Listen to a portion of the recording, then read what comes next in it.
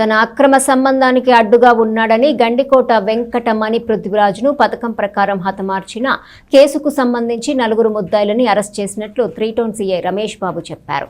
గురువారం సాయంత్రం జరిగిన మీడియా సమావేశంలో కేసుకు సంబంధించిన వివరాలు వెల్లడించారు.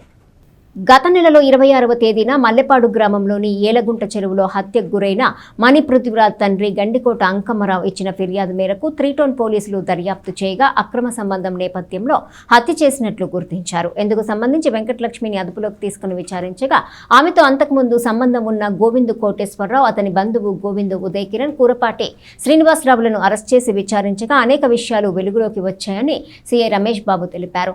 అక్రమ సంబంధం నేపథ్యంలో గోవిందు కోటేశ్వరరావు ప్లాన్ కి అనుగుణంగా సహకరించిన వెంకటలక్ష్మి, ఉదయ్ కిరణ్, శ్రీనివాసరావులను అరెస్ట్ చేసి కోర్టులో హాజరుపరుస్తున్నట్లు తెలియజేశారు. ఈ మీడియా సమావేశంలో పీసీఎస్పీ మురళి, కె బాబురావు, ఎస్ జయకర్లు ఉన్నారు. వీరిని డీఎస్పీ అభినందించారు. అందరికీ నమస్కారం. ఈరోజు తెనాలి 3 టౌన్ పట్టణ పరిధిలో ఒక 26 సాయంత్రము ఒక మర్డర్ జరుగుతుంది. దానికి సంబంధించిన విషయాలు మేము చెప్తున్నాము.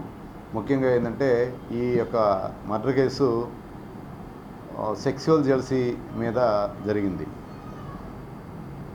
వెంకట లక్ష్మి అనే ఒక లేడీ, ఈమె వినుకొండ దగ్గర గోకనకొండ సంబంధించిన విలేజ్ సంబంధించిన అమ్మాయి.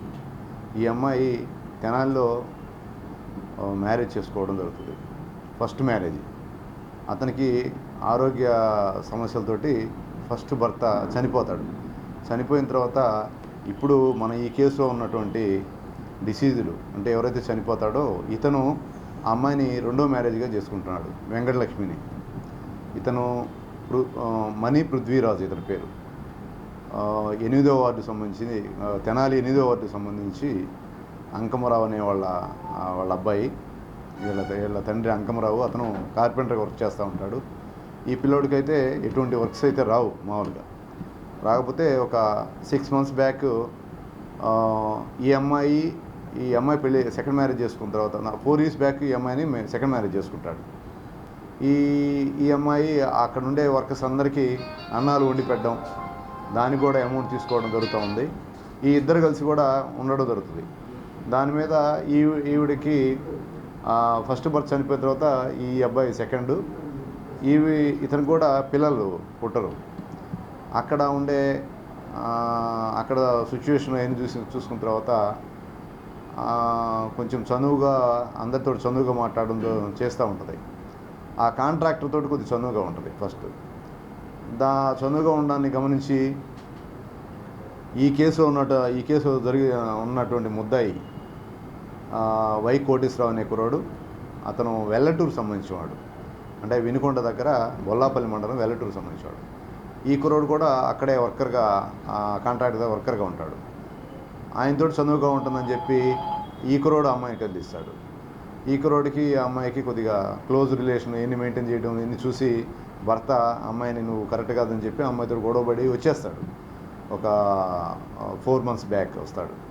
ఇంటికి వచ్చేస్తాడు. ఆ అమ్మాయిని తీసుకురాకుండా వచ్చేస్తాడు. ఇక ఆ అమ్మాయి వాళ్ళందరికీ అన్నాలు వండి పెడతా ఉంటుంది కదా. ఆ అమ్మాయి అదే అదునుగా గ్రహించి ఈ వెంకటలక్ష్మి, ఈ కోటేశ్వరరావు ఇద్దరు కలిసి ఆ బెంగళూరు నుంచి వినుకొండ అతని నేటివ్ ప్లేస్కి వెళ్ళిపోతారు. వాళ్ళ ఇంట్లో వాళ్ళ ఫాదర్కి నేను ఈ అమ్మాయి మ్యారేజ్ చేసుకున్నాను, ఈ అమ్మాయి నాకు ఇష్టం అని చెప్పి అంటాడు. ఆటో కూడా తోలాలని వాళ్ళకి ఐడియా ఉంది. వీడి దగ్గర ఆటో ఉంటుంది, కంపల్సరీ ఆటో డ్రైవ్ చేస్తున్నానని చెప్పి తెలుసు కాబట్టి ఒక ఆటో డ్రైవర్ని కూడా రెడీ చేసుకొని వచ్చారు వాళ్ళు. ప్లాన్గా పకడ్బందీగా వచ్చి ఇతను ఎక్కించుకొని నేరుగా 6-6:30 ఆ ప్రాంతాల్లో నేరుగా పొలాల్లోకి వెళ్తారు. పొలాల్లోకి వెళ్ళిన తర్వాత 8 కల్లా మొత్తము అంతా చీకటి అవుతుంది. తీసుకెళ్ళిన ముందు బాటిల్స్ ఏంటి తాగుతారు. తాగిన తర్వాత అక్కడ కూర్చున్న తర్వాత పథకం ప్రకారము ఈ ఉదయ్ కిరణ్ని తెచ్చిన వెపన్ ఉంటుంది కదా, ఆ వెపన్ ఏముంది సైగ చేస్తాడు వీడు. ఈ సైగ చేయగానే వెపన్ తీసుకొని ఫేస్ మీద ఒకటి ఇస్తాడు. ఒక స్ట్రోక్ వేయగానే ఆ ఫేస్ మీద వేయగానే తగులుతుంది. ఆ లేచి ఒక్క స్పీడ్గా పరిగెత్తంగానే పక్క పెద్ద చెరువు ఉంటుంది. ఎవరికైతే వెళ్ళినాడో వీడికి తెలియదు చెరువు ఉందని చెప్పి దాంట్లో పడిపోతాడు. బాగా వేగంతో పరిగెత్తి ఒక్కసారిగా సడన్గా పడిపోతాడు.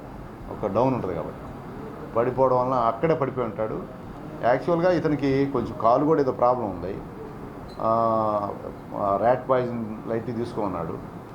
దానివలన ఇతను అంత వేగంగా అంత హుషారుగా పోయి మళ్ళీ కొట్టే పరిస్థితి కాదు.